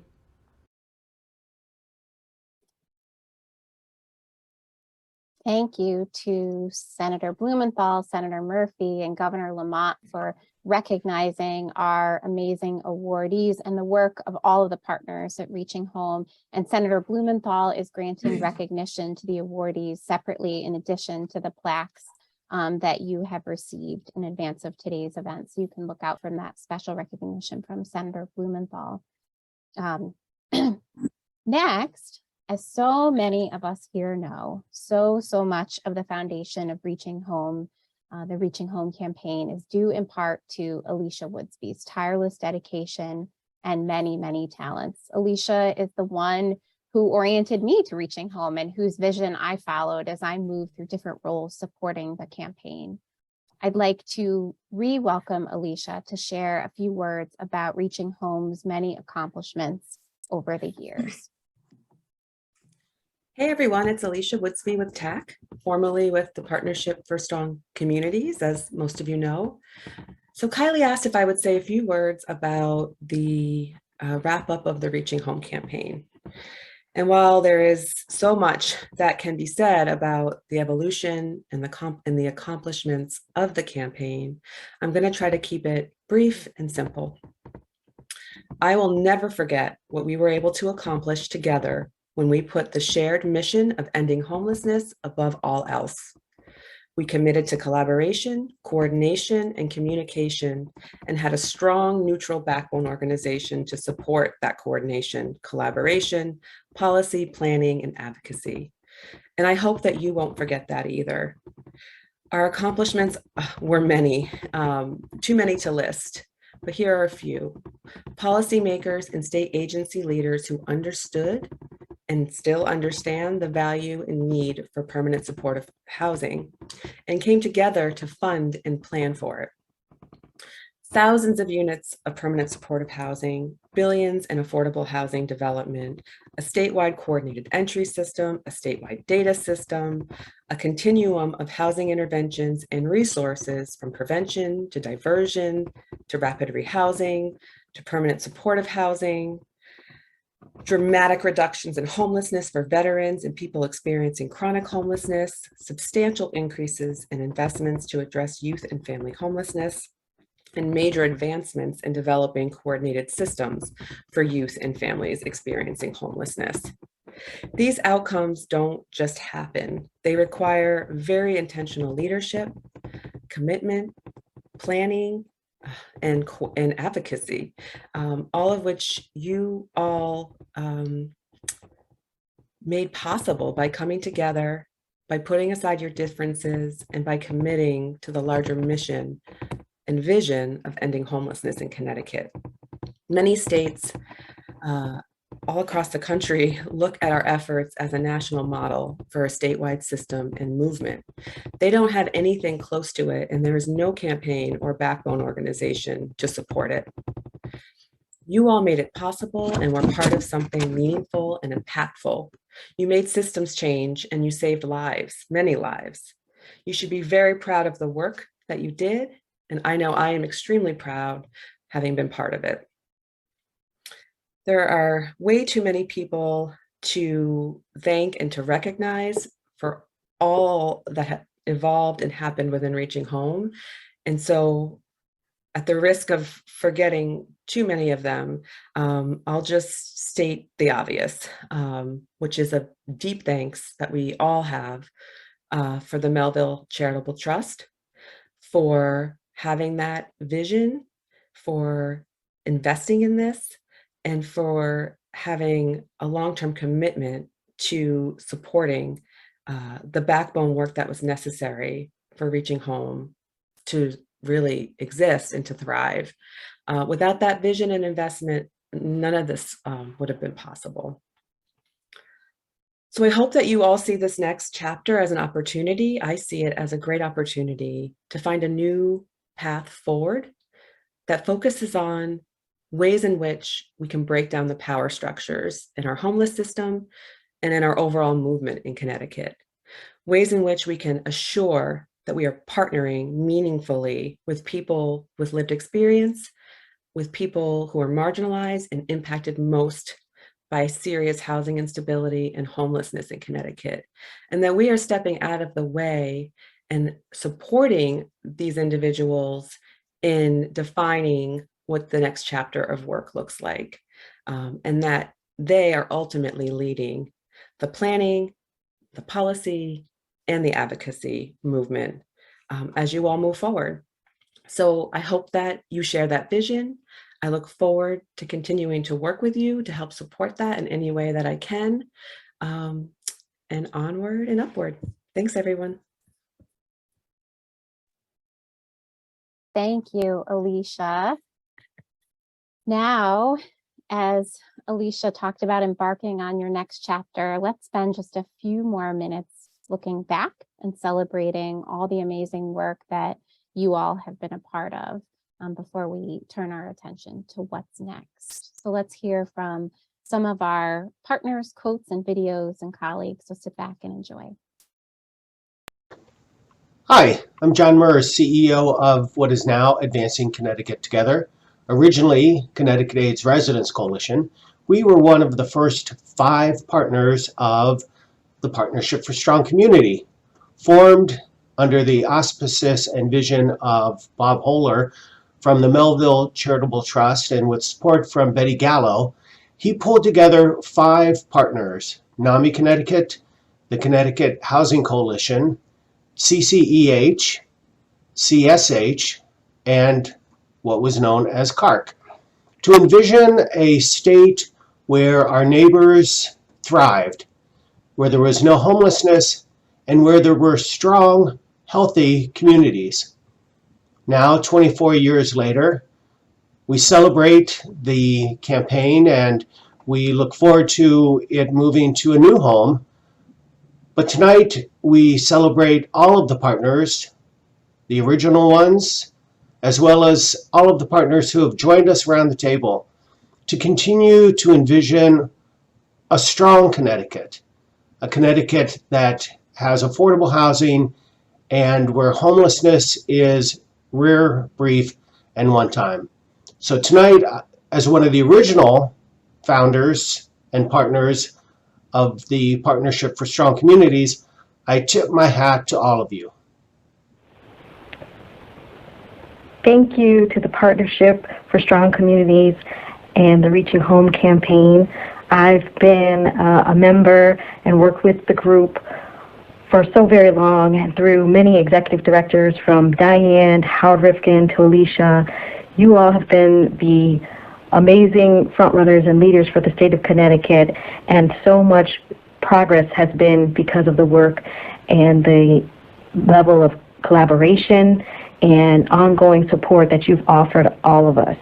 As someone in the child welfare field, not knowing too much about the housing world, I've learned a tremendous amount being a member of this organization, of the work groups, and all of the work that was done throughout your tenure. So congratulations, and I look forward to the next chapter for Connecticut, but we are so grateful for the work you've done so far. Hi everybody, this is Rick Porth. Hello to all my friends in the Reaching Home campaign. It's good to be together to celebrate Reaching Home, which has helped so many of us from different walks of life to come together at one table over the years and focus on homelessness and the most impactful solutions to preventing and ending homelessness. Reaching Home made it possible for us to think together, to understand different perspectives, and then to pull in the same direction to implement real, impactful solutions ranging from supportive housing at the beginning to today's holistic approach, promoting affordable housing generally, but also how health and economic challenges contribute to homelessness. Thank you to the Melville Charitable Trust and the leaders of the Partnership for Strong Communities for having the wisdom to create and sustain Reaching Home. People like Diane, Randall, and Bob Holer, Howard Rifkin and Janice Elliott, Alicia Woodsby, and Kylie Goslin have had the foresight over the years to draw on the smarts and commitment of people with a wide range of experience, knowledge, and connections, both in government and in the private and nonprofit sectors, to make meaningful, measurable progress on fighting homelessness. Shout out here too to the folks at CCEH, people like Carroll Walter and Lisa Tepper Bates for their important work in this challenge. I believe the Partnership for Strong Communities and the Reaching Home campaign have provided the model for Connecticut on how to tackle big, tough issues and to galvanize broad political, public, and private sector support around the most promising solutions. So thank you to the Partnership for Strong Communities and all of you for making the Reaching Home campaign a real success. Let's redouble our efforts now through Home Connecticut to create more affordable housing in our great state. Thanks, everybody. Hello, friends. I'm Terry Nash, Community Engagement Manager at Connecticut Housing Finance Authority and Chairman of the Interagency Council on Supportive Housing. CHFA has been a member of the Reaching Home campaign since the very beginning, and today I want to acknowledge the partnership for its brilliant leadership and to acknowledge and recognize all of the members who have accomplished so much. We've done a great deal together. It's important to think about this success as we prepare for the future. The Reaching Home campaign has created over 3,500 new units of permanent supportive housing, identified an additional equal amount of 3,500 or more units of scattered site housing, and successfully advocated for systems change and greater resources. This is maybe the most important thing, is really having accomplished systems change. CHFA will continue to work to end homelessness, sitting at new tables, meeting new people. But this is where the industry started, and we'll never forget that. I'm excited about the future. I hope you all are too. Thank you so much for all that you've done, for all that we'll continue to do together. Hi, my name is Matt Morgan. I'm the Executive Director at Journey Home, and Journey Home helps to coordinate efforts to end homelessness in the capital region of Connecticut. One of the biggest impacts I think that the Reaching Home campaign has had over the years is that it helped us view the problem of homelessness from a larger perspective than the homelessness sector bubble that we sometimes live in. The campaign helped us to forge new partnerships across so many different sectors and work more collaboratively with these sectors and other state agencies on efforts to end homelessness.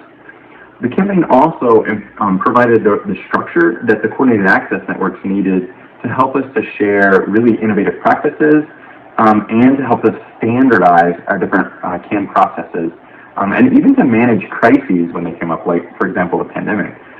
Most importantly, the campaign provided us with one unified legislative agenda that we could all get behind and rally and support. And even though it would take us months to analyze the data and debate it and get to that unified message, the process was intentional and it was inclusive and it was transparent. And I really believe that the unity and the unison with which we all spoke was really successful at helping us to bring in the resources and to make the policy changes needed to end homelessness.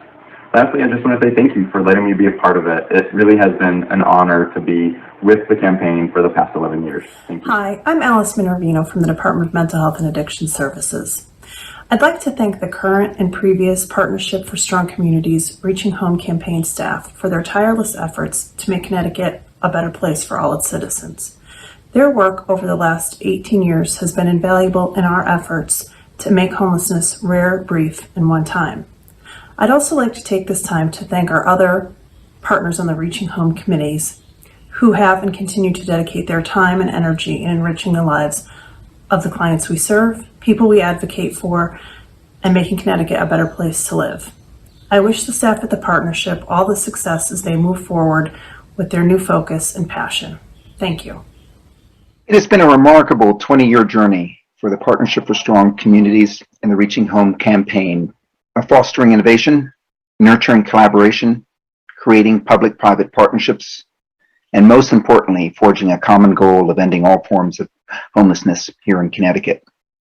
The Reaching Home campaign has provided extraordinary vision, exemplary leadership, steadfast advocacy, and strong backbone support to the campaign throughout the years, led first by Diane, Randall, and Bob Holer from the Melville Charitable Trust, and then Howard Rifkin, Alicia Woodsby, and now Kylie Goslin. And of course, the incredibly committed and dedicated staff. Mike Hamley from the very beginning, and for the last few years, Chelsea, Carlene, Danielle, thank you.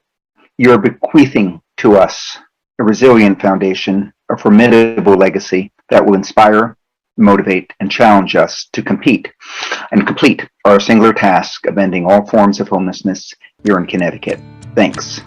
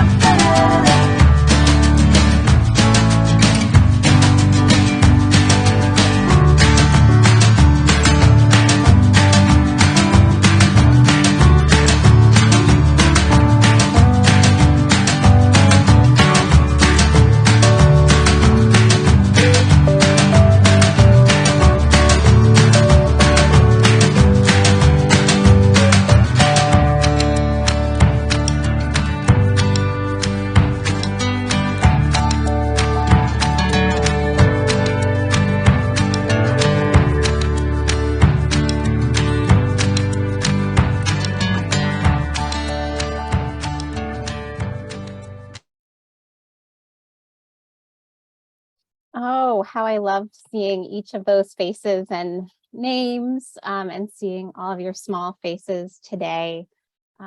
John started us off with our shared vision of a state where our neighbors thrive and where no one experiences homelessness, where there are strong, healthy communities. So just being here today among all of you, even virtually, is really such an honor. Listening to the work you've done over the past 18 years is just incredible.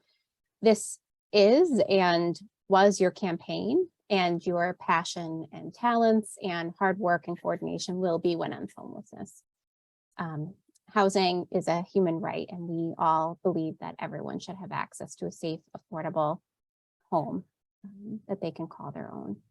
Before I hand it back to Kylie, let's return to the energy and talents of Teth Pickens for one more song as we reflect and celebrate.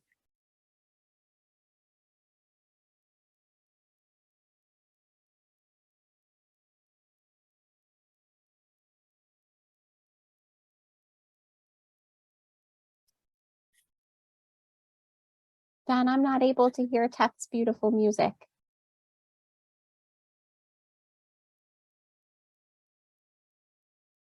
Try that one more time.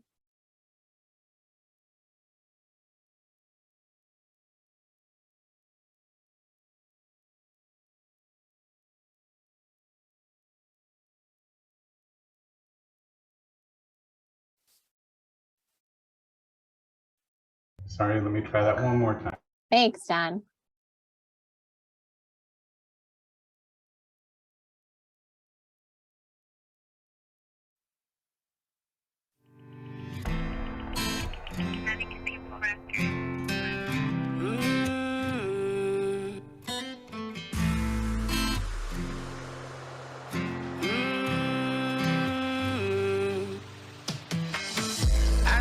too touchy-feely. When I do, I don't think that they can feel me. Gotta know there's more to life than pain. In charge of your own destiny. Dust yourself off, try again. I don't get too touchy-feely. When I do, I don't think that they can feel me. Gotta know there's more to life than pain. In charge of your own destiny. Dust yourself off, try again.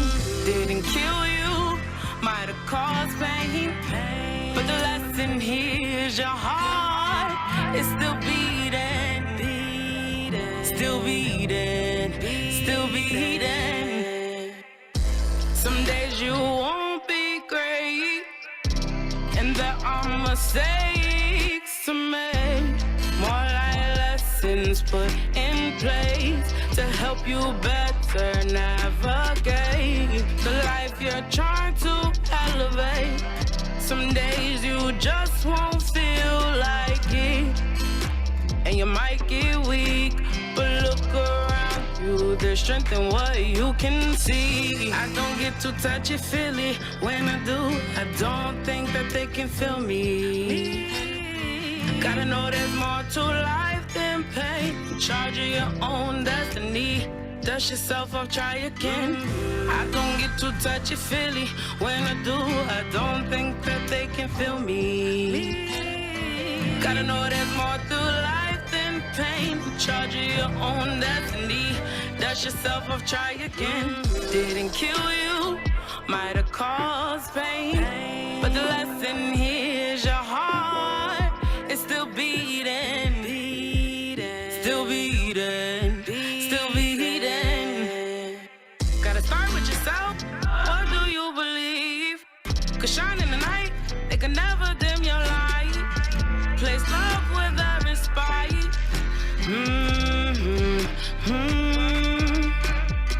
Gotta start with yourself. What do you believe? You can shine in the night, they can never dim your light. Replace love with every spite.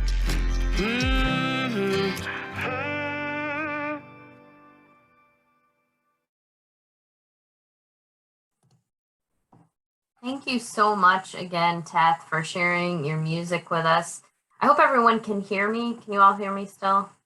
Okay, great. Yeah, thank you, Teth. Teth was, again, our 2021 Reaching Home Award recipient, has amazing musical talents, and we're so happy to share her music with you all through this presentation today. So thanks again, Teth. I know you're here for letting us do that and for sharing your talents. Before I introduce our next speaker, I just want to make a quick statement of thanks. The sponsors for this event include the Department of Housing, CHFA, and the Melville Charitable Trust. And as we've talked throughout this presentation about the importance, and I'm frozen. Oh, you're back. Okay. As we've talked about the importance of having partners at the table with us who are investing in multiple ways, I think it's important to acknowledge Melville Charitable Trust long-term commitment to the Reaching Home campaign and to the partnership. Melville Charitable Trust's commitment to reaching home and to collective impact and to ending homelessness is evident in their long-term funding of this work. And our work at the partnership and bringing you all together wouldn't be possible without that commitment. I believe that MCT's investment in this campaign over all these years is a model for other philanthropic organizations and funders. It takes years to enact systems change, as we all know. And it takes a long time to build trust through collective impact and to see that trust yield the results that we've been lucky enough to see in Connecticut. And that wouldn't be possible without a partner like the trust. They're year after year, not only investing dollars, but also investing their time. Amy Hendrigan, Becca Allen, thank you for your continued work in this space, along with Susan, your commitment to being at these tables with us and partnering on these policy solutions. In addition to the funding is so critical and is so important, as again, as I noted, I hope is a model to other organizations looking to support this work. So with that, I want to turn it over for some closing remarks to Melville Charitable Trust current Executive Director, Ms. Susan Thomas.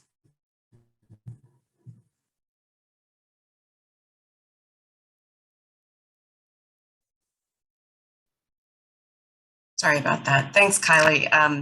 It's been an honor for the Trust to support this statewide effort and to look at the fruits that it's yielded over the past 18 years. I came to Atlanta, I came here from Atlanta when you were 10 years into the campaign. And I came from an environment where I was working on a metro-wide homelessness effort that involved 2 counties and a city. And so population was about the size of Connecticut. It was about 5 million people, and about 5,000 in homelessness, experiencing homelessness. And we were part of the first cohort of 100-day challenge teams from across the country, and trying to come together in a collective impact model and figure out this problem for our city and for our metro area. And I was also part of the leadership team with Rapid Results. And I saw what was happening across the country and communities, and what the challenges were, and how difficult it was to bring diverse interests and priorities to the table to solve an issue like homelessness, a very complex issue like homelessness. And we met our goal. And I'm saying this to say that I understand from the other side of the fence, from philanthropy, on how difficult it is to pull people to the table, to align interests, and to move towards a result, and to see the fruits of that. And I sort of liken it to a meal, setting a meal, and inviting multiple people to that meal, and wanting everyone to see a little bit of themselves in what's been provided for them at the table, and making sure that everyone is happy and comfortable, and that gluten-free people and vegan people and our carnivores all have something to eat at the table. And when you come and sit and it's all beautiful, it's hard to imagine all the work that goes into preparing that menu and preparing that food and setting that table. It is not for the faint of heart. And so I really want to acknowledge the leaders and the team at the partnership for sweating over the stove and doing that hard work, and setting a table for the community to come and partake, and providing the space where this work can be done together.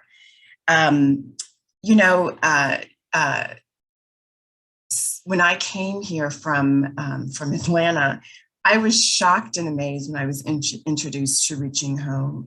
I couldn't believe the strides that Connecticut had made. I couldn't believe that this effort was working across the 169 towns, that the state had come together, that you partnered with the State Department of Housing, that you had been able to secure dollars in the annual budget, that you had a coordinated access system that other cities and counties across the country were only thinking about at that point and trying to figure out how to approach it.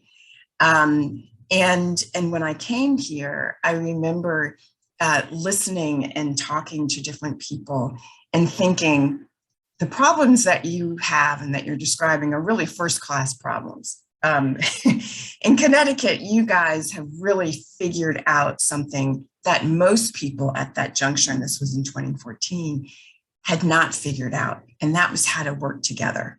And that was how to get results out of that work. And I was so impressed with the work that was happening here. And that work continues. It's not over. The partnership is transitioning its work, and the Reaching Home campaign is transitioning the work. The work still needs to get done. There are still people out there experiencing homelessness. And I want to acknowledge also, just up to this point, to take a pause and really think about what you have accomplished up to this point. All of you, each and every one of you that is out there, and those who aren't even on this call, who have touched this campaign in some way, have come together to reduce homelessness across all populations in the state. reducing those who need shelter by 61% between 2012 and 2021, by reducing the point in time count by 1/3, by reducing also family homelessness, addressing youth homelessness, and returns to homelessness. All of those have decreased under your collective effort. And also, we won't forget, making sure that veteran homelessness is rare, brief, and one time. You were one of the first to do that in the entire country. Also, making sure that you streamline the way that federal funds came into Connecticut, going from 15 continuums of care down to 2. We went from a complex way of handling federal funds in Atlanta, and it was like birthing a baby. And so I can't imagine what it was like to go from 15 COCs down to 2, and making sure that those processes were streamlined.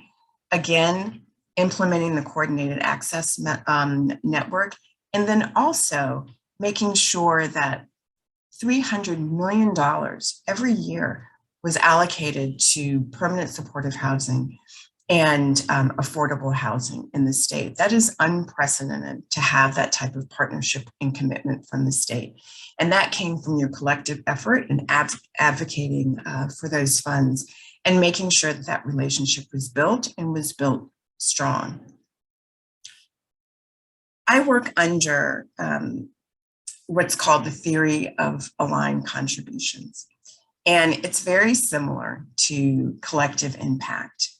And I want to just give you a taste of what the theory of aligned contributions is.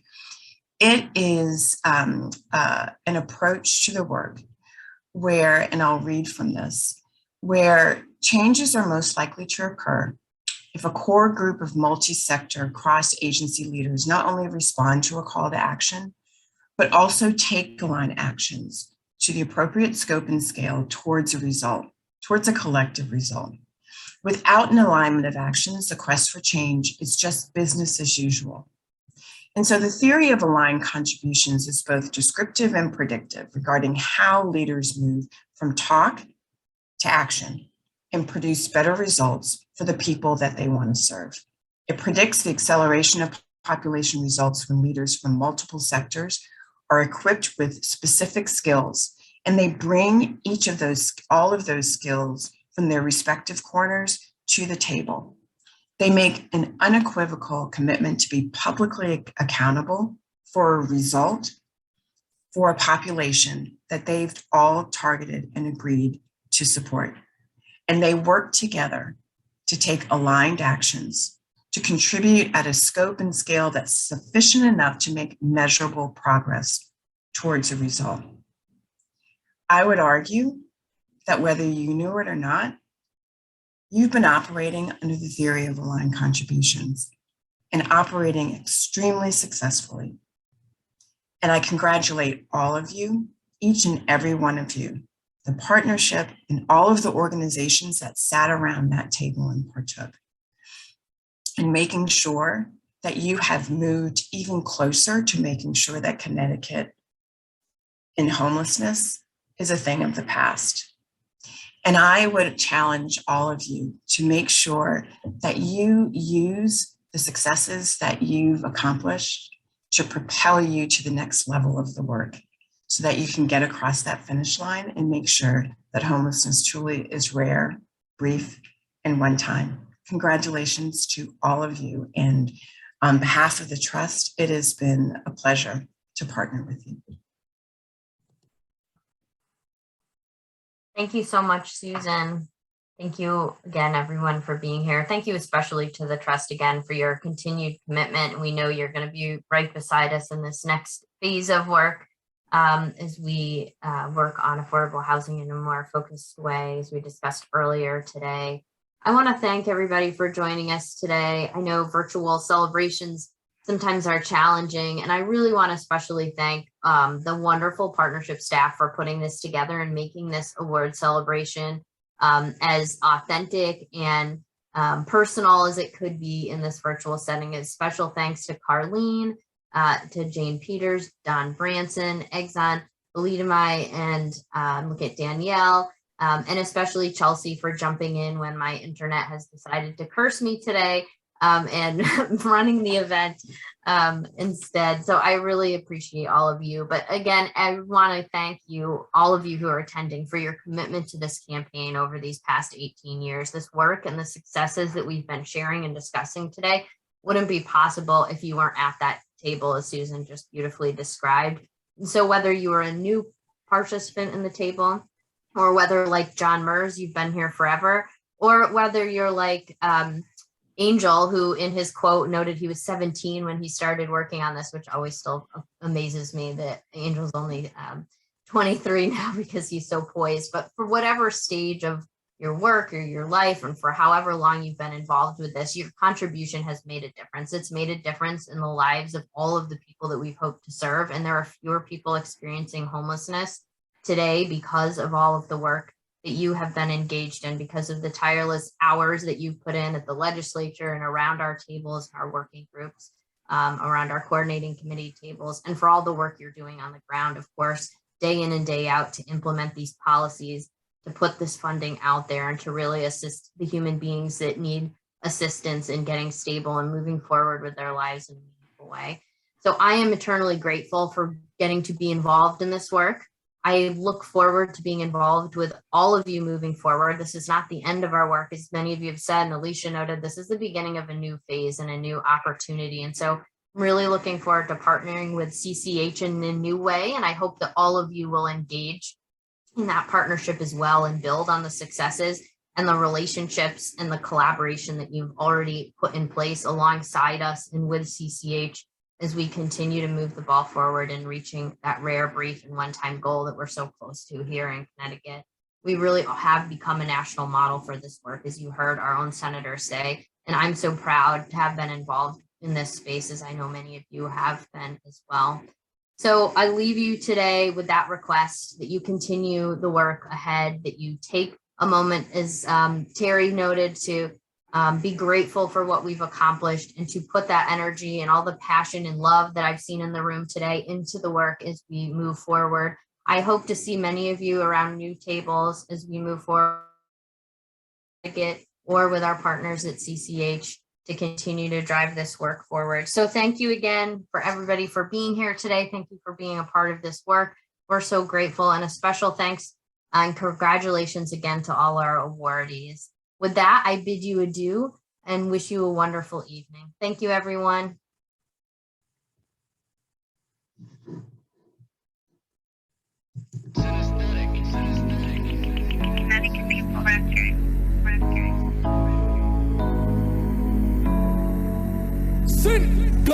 I've been wrong before, saw all the signs that I ignored, with the truth knocking on my door. Oh baby, that was before I knew what the sun's like, on a different vibration, no longer shedding sunlight. Oh baby, that was before. Na na na na na na na na na na na na na na na na na na na. Wanna catch me, gotta dig a little deeper, gotta reach a little higher. From the third eye supply, on a different vibe, on a different time, stronger connection. This that good Wi-Fi, and I fly on a different altitude, so high. Gotta protect my energy, oh my, oh my. I've been wrong before, all the signs that I ignored, with the truth knocking on my door. Oh baby, that was before I knew what the sun's like, on a different vibration, no longer shedding sunlight. Oh baby, that was before. Na na na na na na na na na na na na na na na na na na. Now I gotta get light. Did me wrong once, out of sight, out of mind. But a pattern just don't sit right. Let you go like some extra baggage. Gotta take precaution with your heart. Nowadays, just can't let him have it. On it, he might wreak havoc. Mentally strong, so he can't bring out a good girl savage. Try that shit with any other one. Focus on me, not got another one. Heavy on your mind, yes sir, big ton. Did me wrong, now you tryna friend something. But I should've been your friend from where we begin. Now you vex at the end.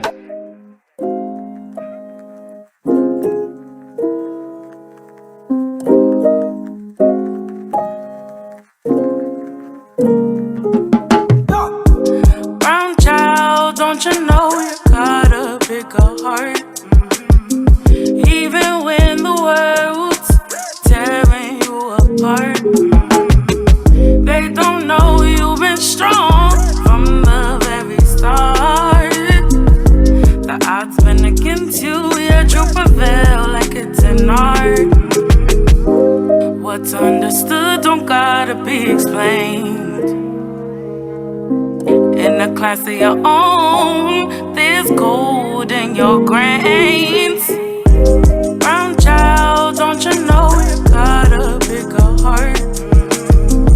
Even when the world's tearing you apart, they don't know you've been strong from the very start.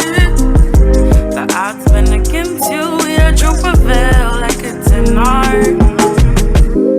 Brown child, you're beautiful, don't let them tell you otherwise. You know that, they gon' try to tear you down. Just carry on with a smile, they can't control that. It's more to you that they don't understand. You black and you beautiful, they don't know your plans. The odds were set against you, you were strong from the start. Brown child with a pure heart.